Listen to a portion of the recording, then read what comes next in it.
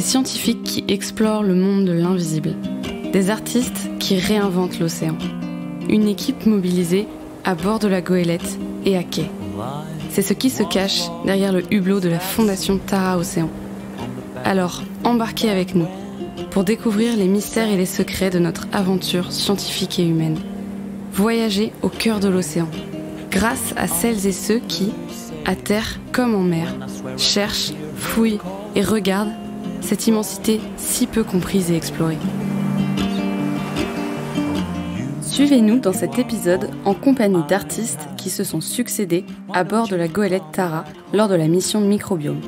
Équipés d'un enregistreur, ils nous racontent leur processus de création et nous livrent leur carnet de bord sonore. Dans le bar à la tombée du jour, avec les marins. Il y a beaucoup de poissons ici qui font du bruit. Il y a parfois des poissons volants qui atterrissent sur le pont et François va essayer de les imprimer.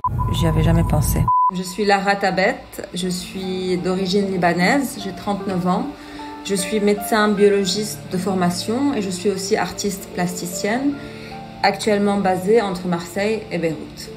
En tant qu'artiste plasticienne, j'ai une pratique assez multidisciplinaire, transdisciplinaire. Je travaille beaucoup avec l'interaction entre l'élément biologique et la matière photographique. Et mon travail parle des enjeux écologiques, mais aussi de révéler toutes les strates invisibles, qu'elles soient dans l'élément naturel ou dans l'élément humain. Alors je pars dans quelques jours à bord de Tara, qui va aller du Sénégal jusqu'à Lisbonne.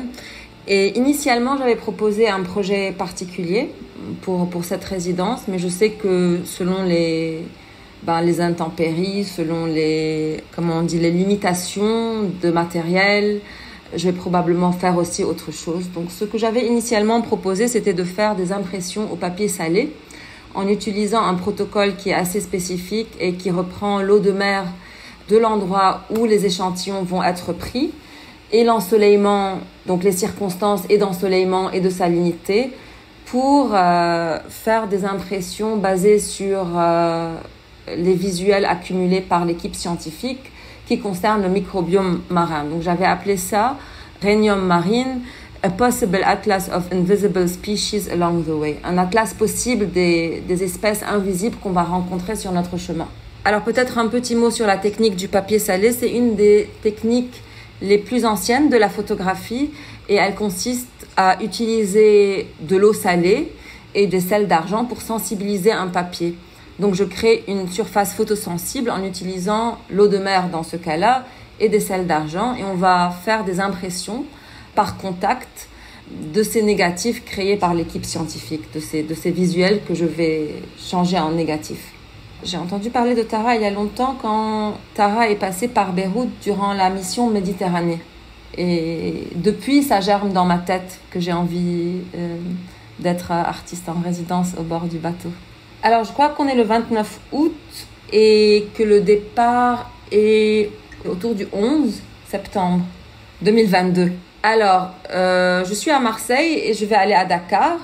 De Dakar, je vais rejoindre le bateau qui est à Saint-Louis. Et là-bas, de Saint-Louis, on va aller jusqu'à Lisbonne en navigation. La traversée va durer autour d'un mois. Le retour est prévu autour du 6 octobre, je crois. Le sentiment qui prime, c'est surtout excitement. Je suis très enthousiaste. Je vais vous raconter plein de choses, des choses vraies et des choses fausses. Faussement vraies.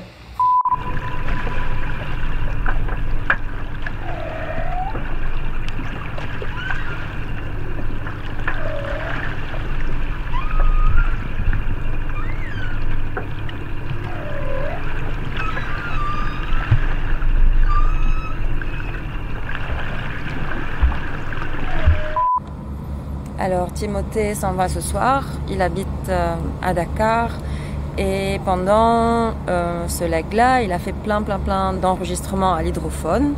Est-ce que tu peux nous raconter quels sont ces enregistrements ? Oui, je suis chercheur à l'IRD, effectivement en affectation au Sénégal, dans une unité de modélisation mathématique et informatique.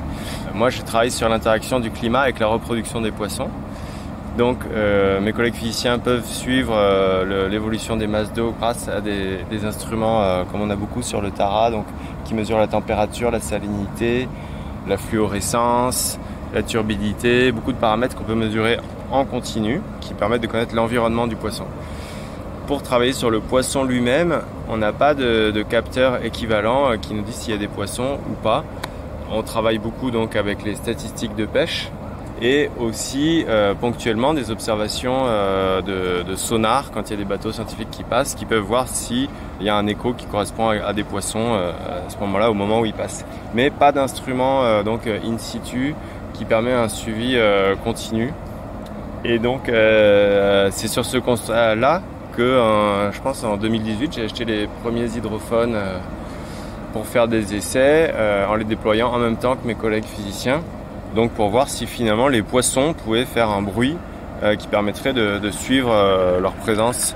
Et donc ces premiers déploiements sont réalisés sur la bouée Mélard au sud de Dakar et autour de la presqu'île du Cap-Vert. Et on a des résultats très intéressants, très prometteurs, puisque effectivement il y a beaucoup de poissons ici qui font du bruit. On ne sait pas encore lesquels font du bruit, on ne connaît pas donc encore leur écologie, donc pourquoi ils vont faire ce bruit-là et à quel moment. Mais ce qu'on voit, c'est que effectivement on a un comportement de son qui change beaucoup selon les conditions environnementales.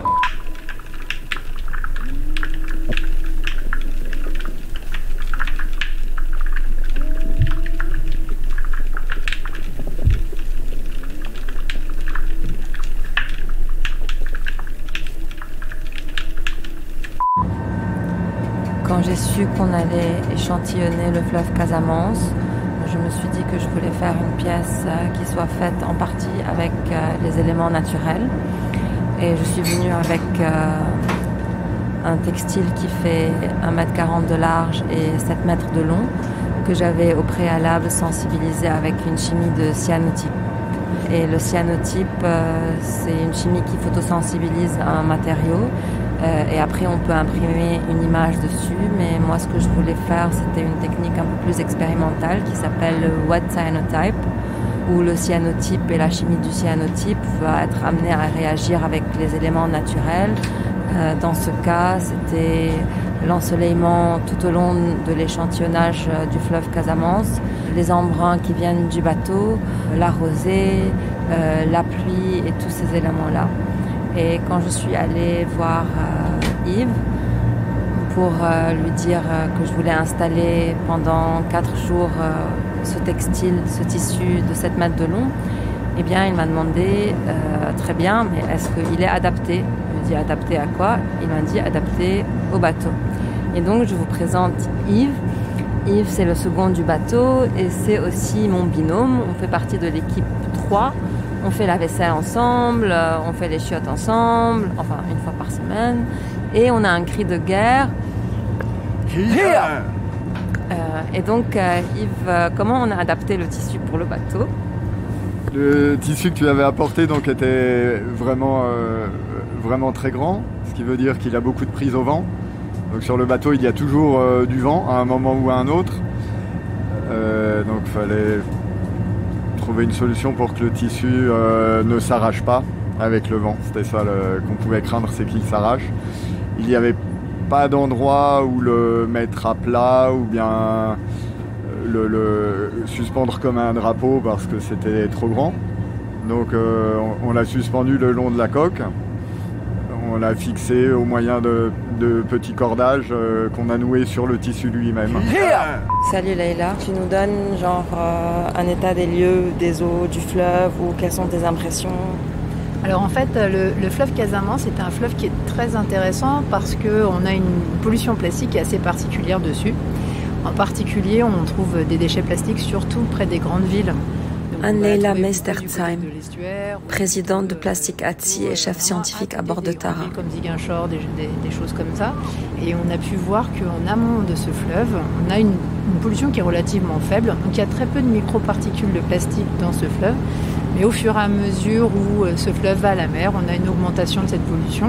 Et puis d'un seul coup, on tombe sur des gros déchets qui sont malheureusement poussés par la population de la terre vers la mer parfois. parce que pour eux, la mer mange tout.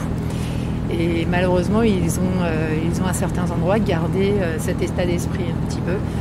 Donc il y a un peu de travail à faire. Les gens sont concernés, je pense, parce qu'ils nettoient la plage. Ils nettoient bien la plage dans beaucoup d'endroits. Donc c'était assez intéressant de les voir nettoyer, ratisser le sol. Mais ils ne savent pas quoi faire de ces déchets finalement. Donc parfois ce sont les leurs, puis parfois ce sont ceux qui sont portés par les flots jusqu'à eux. Donc il y a un travail à faire sur ces déchets et de trouver une solution politique qui leur permettra d'éviter d'avoir leur écosystème qui est au fur et à mesure pollué par ces déchets. La plastisphère, c'est les communautés bactériennes qui viennent se fixer sur les plastiques. Édouard Laverne, biologiste marin et scientifique à bord de Tara. Et qui participent à la biodégradation des plastiques en mer.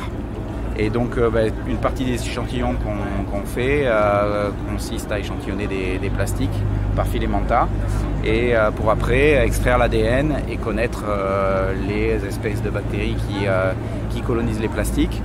Et puis pour aller plus loin après, voir éventuellement au niveau du fonctionnement de ces bactéries, si en fonction des sites, si y a un bateau qui passe. Ça, c'est le bateau qui revient de l'île de Gorée.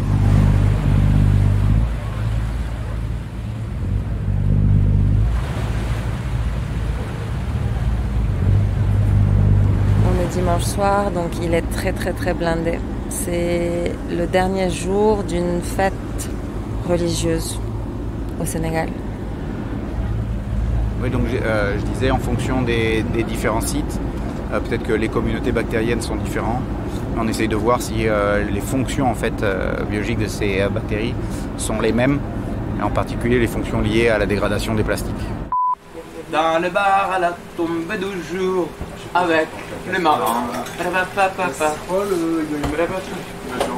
Quand on parle de filles d'amour, un verre à la main. Je perds les notions des choses, je vous aime, je pose sur la grève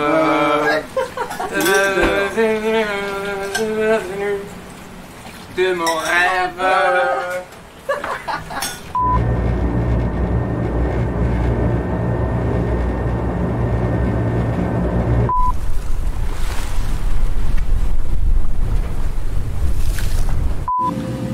Je suis au ULab, c'est là où il y a les disques durs de la mission microbiome de Tara. Je passe beaucoup de temps ici parce que je regarde des images en particulier qui ont été prises par le FlowCam, qui est comme une sorte de microscope en temps réel et qui génère surtout des images des micro-organismes qui passent dans l'eau. Et moi, je suis intéressée en particulier par des sortes de fichiers qui sont des junk files que le FlowCam génère une fois qu'il a pris les organismes et qu'il les a découpés dont il a besoin. Je récupère le négatif de ces découpages-là, le négatif des organismes pour faire des sortes de cartographie de la biodiversité de chaque corps aquatique. Donc je prends 1 ou 2 échantillons de chaque legs et je génère sa cartographie que je vais plus tard imprimer au papier salé. Alors le papier salé, c'est une technique photographique ancienne où on sensibilise le papier avec du sel. Et dans mon cas, je vais utiliser l'eau de mer des échantillons même, du nitrate d'argent et le soleil. Donc le négatif est insolé après que le papier ait été sensibilisé au sel d'argent et au chlorure de sodium. Donc je vais faire des impressions au papier salé de cartographie qui sont étranges, un peu, qui ressemblent à des hiéroglyphes anciennes qui vont représenter la biodiversité de chaque corps d'eau.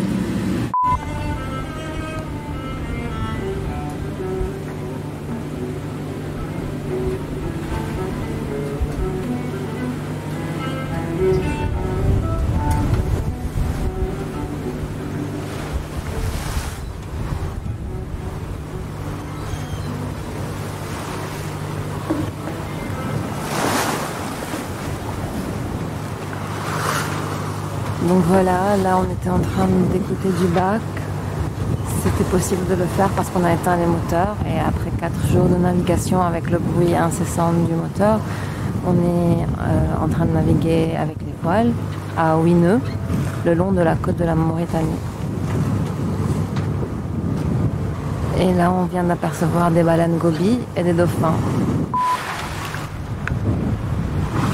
Il y a parfois des poissons volants qui atterrissent sur le pont et François va essayer de les imprimer. Il utilise une technique d'impression japonaise qui s'appelle le gyotaku, où il met de l'encre sur les poissons et il les imprime sur du papier japonais. Donc on va essayer de faire ça plus tard.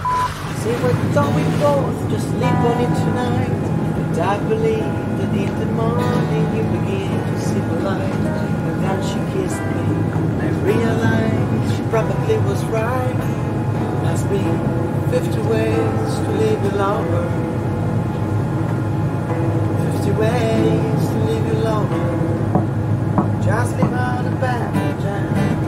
Make a new plan this time. Don't need to be car right. Just get yourself free. On the bus, guys. Don't need to leave sky smile. Just hop off the key.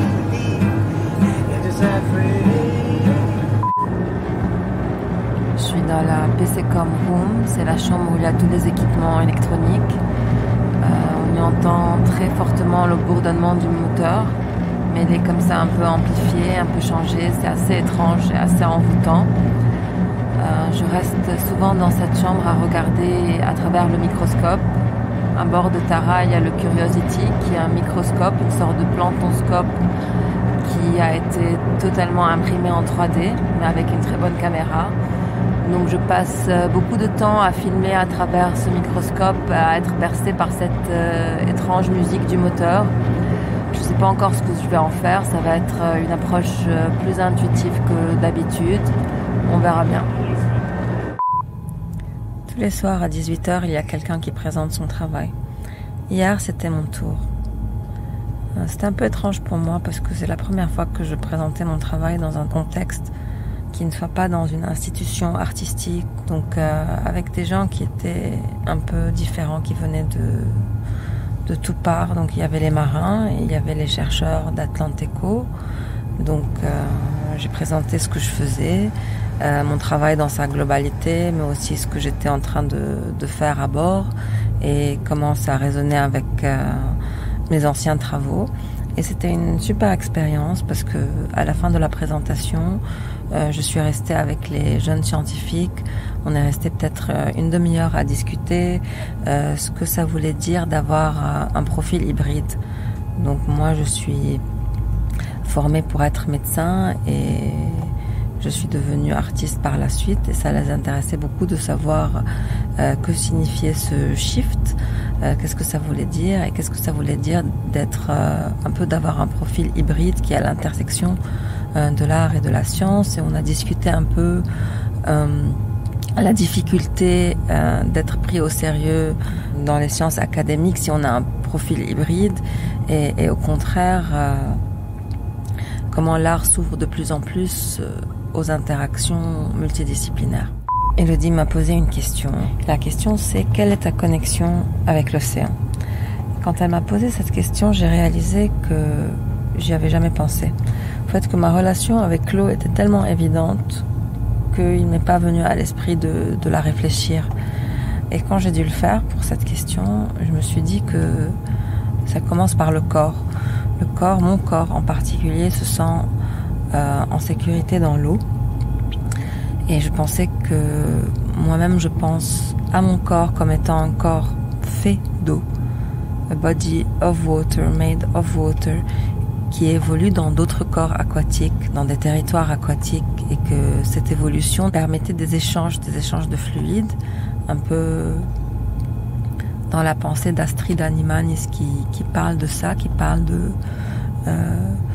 des humains qui ont des corps qui sointent, qui ont des corps qui sont ouverts vers l'extérieur et où les fluides qui sont en contact avec les fluides de l'extérieur, du monde extérieur, de l'environnement aquatique et qu'il y a des échanges entre ces deux surfaces-là.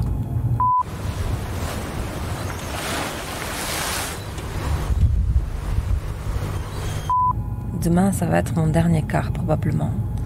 De 4h du matin à 6h du matin. Après ça, je vais de nouveau avoir des nuits complètes. Je crois que ça va me manquer. Pendant le quart, je reste 2 heures à regarder l'horizon pour voir s'il y a un bateau, un filet de pêche, une lumière quelconque sur notre chemin. Et ça m'a appris à méditer. J'ai jamais essayé de méditer, mais on m'en a inventé beaucoup, les mérites. Et au fait, j'ai appris à faire ça pendant le quart.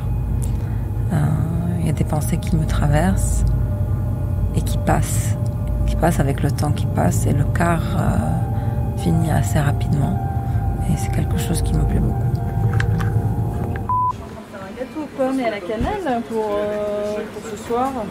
Héloïse m'a filé un bon coup de main ce matin, donc je suis en train de m'avancer pour ce soir. Donc pour midi, on a fait des spätzle, une compotée de choux rouges au vin rouge avec des pommes coupées avec amour et par les soins d'Héloïse. On est vers la fin du voyage et hier c'était l'anniversaire de Sophie, la cuisinière, et ça fait peut-être 11 jours qu'on est en mer, qu'on est parti de Dakar, et ça fait 11 jours qu'on essaye de pêcher, les lignes sont mises à bord, les lignes de pêche sont mises, et on a pêché aucun poisson, et hier on a pêché un poisson. C'était un cadeau de la mer pour l'anniversaire de Sophie. On a pêché un mahi-mahi qui a une couleur dorée avec des petits points azur, des petits points bleus. Et j'ai appris comment fileter, comment préparer un filet de poisson. Donc comment vraiment préparer le poisson de A à Z. Sophie m'a appris. Et le soir, on l'a mangé en ceviche avec des concombres, du lait de coco, des tomates. C'est notre dernière nuit en mer. Demain, on va accoster à Cascais, au Portugal. L'aventure se termine. Il y a un sentiment comme ça, doux amer dans l'air. Mais tout le monde est affairé. On range les cabines, on nettoie les frigos, on nettoie le bateau, on dit au revoir. Et alors, comment tu m'as trouvée comme roommate ? Très bien et très discrète. Il y a même des fois où je m'étais pas rendu compte que t'étais pas là ou que t'étais là.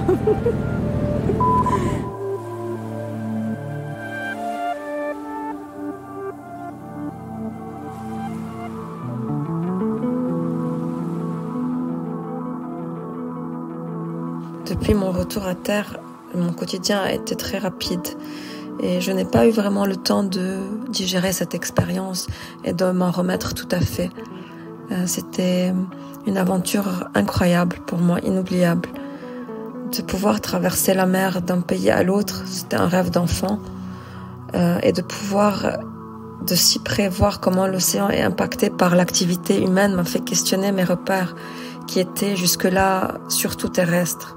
Au début du voyage, on a sauté du bateau au milieu de l'océan. J'ai sauté sans savoir ce qu'il y avait en dessous. Et sous l'eau, j'ai vu la neige marine. C'est des sédiments de micro-organismes qui se décomposent et qui tombent comme des flocons. Une matière organique qui vient de la surface et qui va nourrir les organismes en profondeur. Ça me fait sentir qu'on fait partie d'un écosystème de matière vivante et non vivante qui est constamment en flux. Et de se sentir tellement petit devant l'infiniment petit et l'infiniment grand.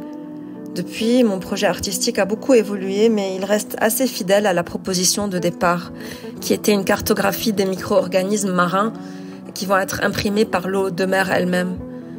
J'attends les prélèvements de salinité du laboratoire L'Océan. Une fois qu'ils vont être finis, le laboratoire m'enverra les échantillons restants pour que je puisse commencer l'exécution des tirages. Ça prendra un peu de temps, peut-être un mois de travail en studio. Et entre-temps, il m'arrive assez souvent de fermer les yeux et de revoir le ciel rempli d'étoiles. Vous venez d'écouter Lara Tabet, artiste photographe et vidéaste en résidence à bord de la goélette Tara. Musique additionnelle, Martin Stock. Un podcast réalisé par Thomas Beau pour la fondation Tara Océan.